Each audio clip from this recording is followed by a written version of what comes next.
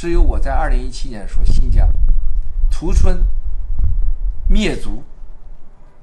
100万人要抓捕，那不是我蒙的，那是内部的情报，是战友冒着生命的代价给我们的。我们希望新疆的朋友，新疆的这些真正的维族的同胞们能知道。后来是我说200万，人说100万，我说200万，现在是证明180万，绝对超过200万。我看到了今天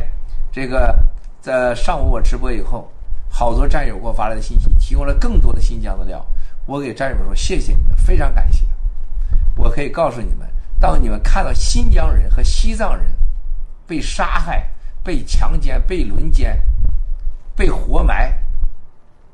那些孩子的惨叫的时候，你会知道共产党是天下最大的魔鬼。新疆人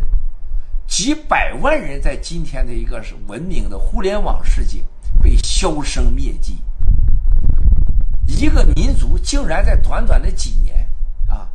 人口降10%几20%，出生率将近80%，骤减，不让人家生孩子，不让人家怀孕，怀孕给你打掉，这哪是用人道危机能说清楚啊？恐怖到了什么程度啊？为什么共产党他要搞防火墙？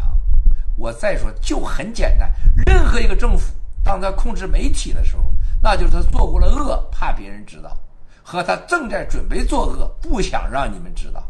这个最简单的逻辑。看看我们中国同胞被洗脑洗到什么程度。